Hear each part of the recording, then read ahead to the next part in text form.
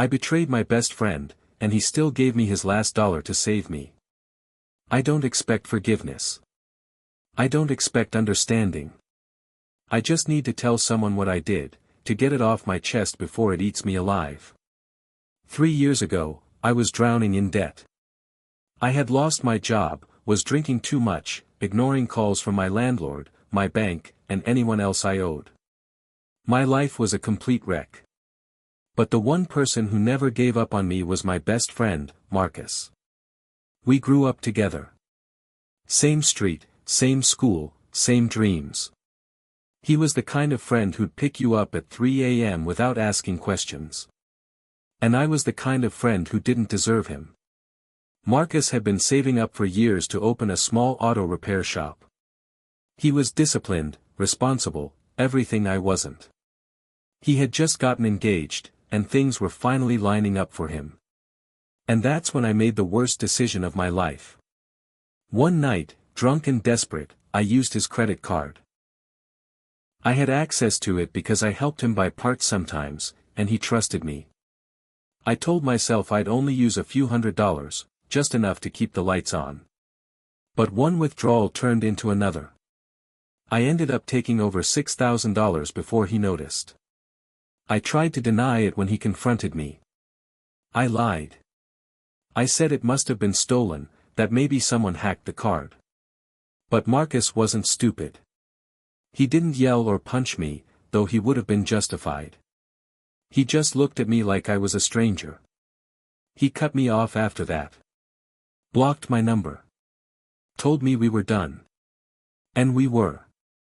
Fast forward a year. I was worse than ever. Homeless for a while. Got clean after a health scare, started working again at a warehouse, but I was barely surviving. I got hit with an old court fine and had 3 weeks to pay it or face jail time. I had no one left. Out of desperation, I showed up at Marcus's shop one morning. He looked different, stronger, colder. I told him everything. I cried, begged, apologized for everything I did. I told him I didn't deserve anything from him. I just didn't know who else to turn to. He didn't say much. He just asked how much I needed. I told him, $500. He went into the back, came out with an envelope, and handed it to me. You pay your debt, he said. And don't come back. It was all the cash he had left from that week's business. I found out later he had to delay paying rent on the shop and almost missed payroll for his one employee. He saved me, even after everything. I haven't seen him since. I paid the fine. I'm still clean. I'm slowly climbing out of the hole I dug. I donate to his shop anonymously every few months, just trying to give back what I took. It's not enough. It never will be. But he gave me a second chance when I didn't deserve one. Marcus, if you ever read this, I'm sorry. And thank you. From the bottom of my broken heart, thank you. I betrayed my best friend, but now I'm trying to earn redemption. It's been over a year since Marcus handed me that envelope and told me to never come back. Since then, not a single day has passed without me thinking about what I did. His words, his silence, his eyes, that look of disappointment and quiet heartbreak, still haunt me more than any punishment ever could. After he saved me from going to jail, I promised myself I wouldn't waste that second chance. I kept working at the warehouse. Took every shift I could. I slept in a shared room with 3 strangers just so I could save money. No drinking. No lies. No shortcuts. I sent him $200 in cash through an anonymous donation the first month. Then $300 the next. I found his business's online fundraiser page, where people could support local shops, and I used that to send more, always under a fake name. I wasn't brave enough to face him, but I was determined to pay back every cent I stole. Every single cent. 6 months in, I had sent him over $3,000. I knew he probably guessed it was me. And then, one day, I got an email from an unknown address. All it said was, "You can't buy forgiveness. But maybe you can earn it. Keep going." No signature. No name. But I knew it was him. That message hit me harder than any punch. It wasn't forgiveness. But it was something. A flicker of hope. I kept going. I joined a free night school program, got certified in small engine mechanics. I wanted to do more than just survive. I wanted to become the kind of man Marcus used to believe I was. I started fixing up old lawnmowers and scooters on weekends, selling them for profit. Every extra dollar went back to him. I even built a spreadsheet tracking every payment, making sure I paid not just what I owed, but more, interest, inflation, guilt, shame, all of it. A year passed. One day, I walked by his shop, accidentally, I swear. It had been remodeled. New signage, better tools, a second mechanic. He was doing well. He was thriving. And in the window, I saw something that made me stop in my tracks. It was an old picture of the two of us. High school. Covered in grease, laughing, leaning on the hood of some beat-up Toyota we'd fixed up together. It was still hanging there, framed. I stood outside for 10 minutes before walking away. I didn't go in. I didn't deserve to. But it gave me something I didn't expect. The belief that maybe, just maybe, he hadn't completely erased me from his life. Last month, I hit a milestone. I paid back $7,000 total. I mailed him a letter. No return address. Just the spreadsheet, printouts of the anonymous donations, and one handwritten sentence. I know I can't undo the past, but I'm working every day to deserve the future.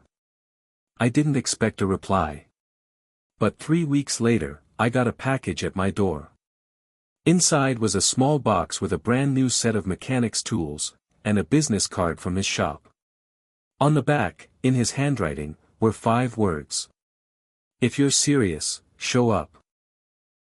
I stood there for 5 minutes, holding that card, my hands shaking. Tomorrow. I'm going back to that shop. Not to ask for forgiveness. Not to pretend we can go back to the way things were. But to prove that I've changed, and that I'm still the brother he once had. I walked back into his shop, and faced the friend I betrayed. I didn't sleep that night. I must have picked up Marcus's card 100 times. Flipped it, stared at his handwriting, wondered if it was real. "If you're serious, show up." 5 words. That's all it took to bring my world crashing back and rebuilding itself all at once. The next morning, I got up early. I didn't own a car, so I walked across the city. My legs burned by the time I got there, but it felt right. Like some kind of penance. Marcus's shop looked just like I remembered, but more alive. Clean floors, polished tools, 2 service bays filled with cars. A young mechanic with tattoos on both arms was under the hood of a Honda. He looked up as I approached but said nothing. I hesitated at the door. I thought about turning around. But then I saw Marcus. He was in the back, talking to a customer. His voice was calm, professional. Same old Marcus, just more focused. He looked stronger now, more grounded, like a man who had cut every dead weight from his life.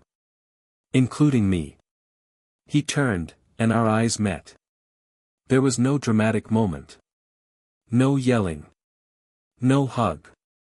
Just a long, cold silence. Then he nodded toward the back office and walked in without saying a word. I followed. The office was simple. Clean. A single desk, a couple chairs, and a framed photo of him and his fiancée. I sat down slowly, unsure whether I was welcome or on trial. Marcus didn't sit.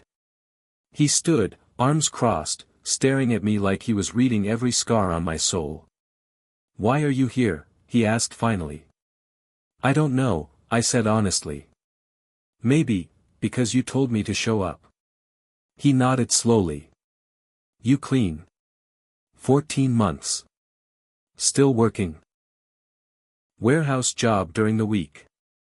Small engine repairs on weekends. Been saving up. He didn't say anything for a long time. Then he walked over to his desk, opened a drawer, and pulled out the spreadsheet I'd sent him. You kept track of every cent, he said. Yeah. He tapped a finger on the bottom row. You overpaid by almost $2,000. I shrugged. I wasn't just paying for the money. Another long pause. I could feel my heart in my throat. Marcus finally sat down across from me. He leaned forward, his elbows on his knees. You destroyed me, man, he said, his voice low. You were my brother. You didn't just steal money, you made me question everything. I trusted you more than anyone. I told my fiancée that if I ever got hit by a bus, you'd be the one I wanted to handle things. That's how much I believed in you. I lowered my head. I know. I thought about calling the cops. About suing you. About telling everyone what you did. But I didn't. Not because I was protecting you.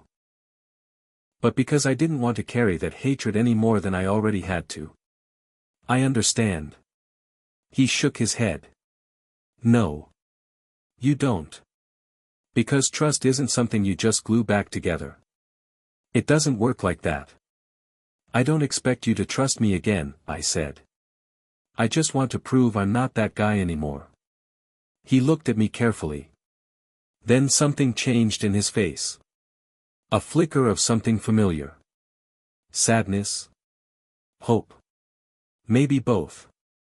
Okay, he said. Then prove it. He stood, walked over to a small cabinet, and pulled out a worn-out gray work shirt. It had his shop logo on the chest and a blank space for a name tag.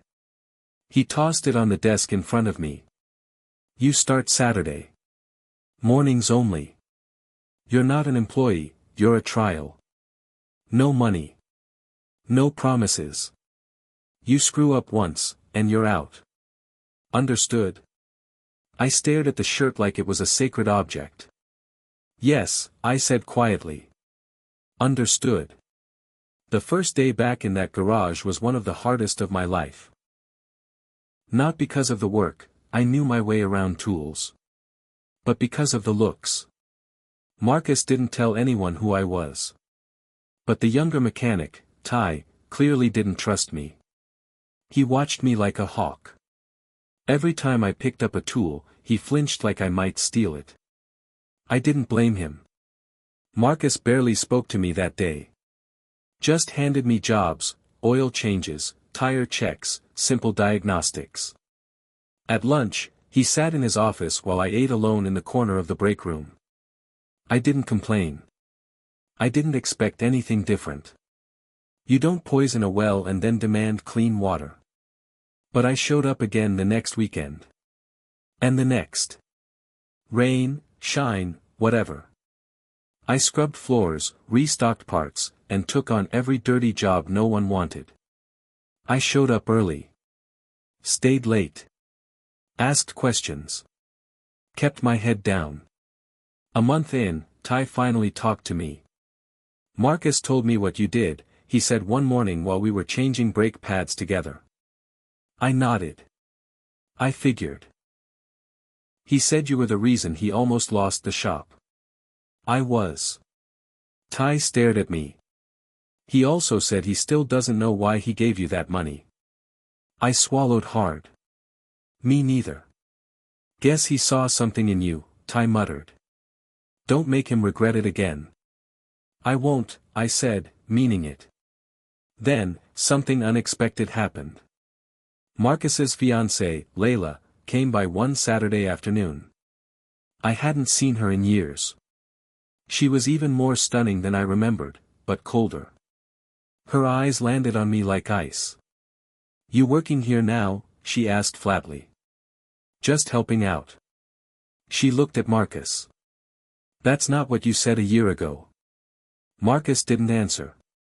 Just gave her a tired look and said, people can change. She scoffed and walked off. I found out later that they'd argued about me, multiple times. I didn't want to be the reason their relationship cracked. But Marcus made it clear, this was his choice. His decision. His burden to carry if it went wrong. And it didn't go wrong. In fact, it went right. 3 months in, Marcus handed me my first paycheck. It wasn't much, but I almost cried. "You've earned it," he said. "You're no longer a trial." Ty shook my hand after that shift. Real handshake. Firm. Respectful.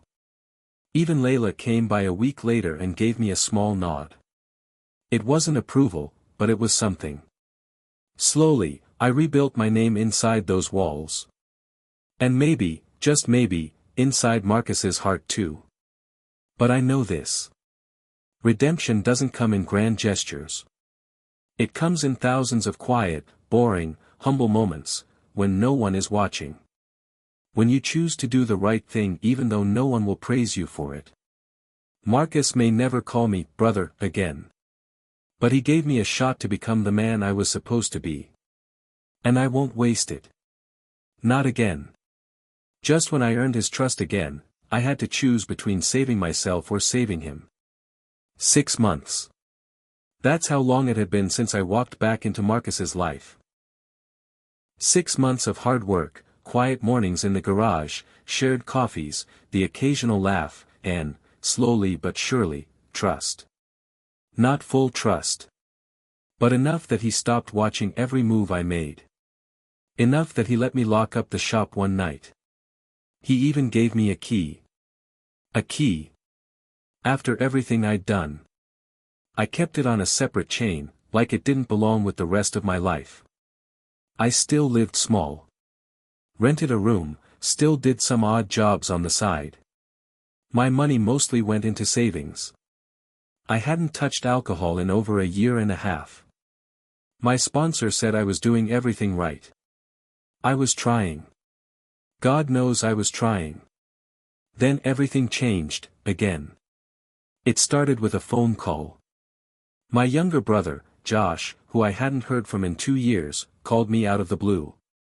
He was crying. Said he'd lost his job. Said his girlfriend kicked him out. Said he needed help. He didn't know who else to call. He had $4,000 in medical debt, no insurance, and had just been told he'd need outpatient surgery in the next 2 weeks. He was scared, broke, and desperate. And he was family. The thing is, I'd been saving for something big. For once in my life, I had a plan. Marcus had mentioned he was looking at buying the shop next door to expand the garage. I offered to go in with him, silent partner, 40/60th split. We shook on it. It wasn't legally binding yet, but I'd started saving every cent. I had just hit $5,200 in the bank. Enough for the down payment on our part of the lease. If I gave Josh the money, that dream would disappear. I'd have to tell Marcus I couldn't go through with it. After everything we'd built. But Josh was my brother.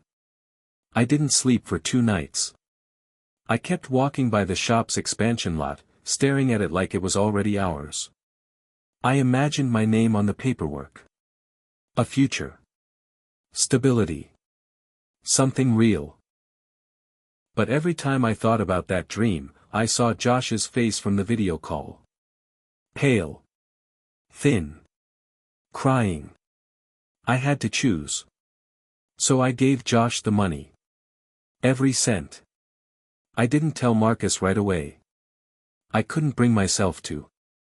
We kept working like usual. He showed me the mock-up plans for the expansion. Talked about hiring another tech. He was excited. I smiled and nodded, dying inside. Finally, I told him. We were closing up one night. I waited until we'd finished locking the tool cabinets. I need to talk to you, I said. Marcus looked up, immediately guarded. What's wrong? I can't do the expansion. Not right now. He blinked. What? Why? I gave the money to my brother. He needed surgery. No one else was going to help him. Marcus stared at me, silent. Then his jaw tightened. You had one shot at something real, and you gave it up. He's family. So was I. That hit like a punch in the gut. He turned away from me, hands on his hips, exhaling hard. I should have seen this coming. You always find a way to burn things down when they start going right. That's not fair. Isn't it? I didn't say anything. There was nothing to say. He was right to be angry. I'm not mad you helped your brother, Marcus finally said, voice tight. I'm mad you didn't tell me. You made me plan around you, again, and pulled the rug out. I didn't want to disappoint you. He laughed bitterly. Too late. The next few weeks were cold. We still worked together, but it was like walking on glass. No small talk. No shared coffees. He stopped asking my opinion on anything business-related. Ty noticed too. You two fighting? Something like that. You should talk to him. I did. Then talk better. Eventually, Marcus sat me down after closing and said, Look. I'm not kicking you out. But I'm going ahead with the expansion. Alone. I understand. I can't keep gambling on you. I get it. And that was that. He leased the space 2 months later. Hired a new guy, some hotshot mechanic from another shop. Young, sharp, fast. The kind of guy with a spotless resume and no baggage. And just like that, I was the outsider again. But fate wasn't done with either of us. Because 2 months into the new expansion, things started going wrong. A customer came in with a Range Rover that needed $10,000 worth of engine and electrical work. The new guy, Caleb, took point on it. Said he'd done similar jobs before. 2 weeks later, the customer was back, engine ruined, wiring a disaster. Marcus offered to redo the job for free, but the customer filed a formal complaint with the Better Business Bureau and then sued. Turns out Caleb had forged part of his resume and had a history of sloppy work at his last shop. Marcus was crushed. He tried to hold things together, but the lawsuit drained his time and energy. He had to dip into his personal savings to cover the damage, and it pushed back every other project. His credit line froze. And then the worst part, one of his long-term commercial contracts backed out, spooked by the lawsuit. For the first time since I'd come back, Marcus looked like he was cracking. I knew that look. I'd seen it in the mirror. So one night, I stayed after hours and started cleaning up the backlot. I organized tools. Cataloged parts. Scrubbed the bay floor. The next morning, he found me passed out in the corner, arms covered in grease, face smudged, hands blistered. You're not being paid for this, he said, half annoyed, half confused. I know. Then why? I looked at him, exhausted. Because this time. I catch you. He didn't say a word. Just stood there. And for the first time in weeks, he smiled. That was the moment we finally turned a corner. Not because everything got fixed overnight. It didn't. But because he saw I wasn't just here for the good times. I was here to carry the weight, too. He kept me on. He let me handle some of the clients again. And when the lawsuit finally settled, with a brutal payout, he quietly told me, thanks for not running. I didn't run. I never would again. Because you don't betray someone twice and get to call it a mistake. You either change, or you rot. And for the first time in my life, I was changing. One decision at a time.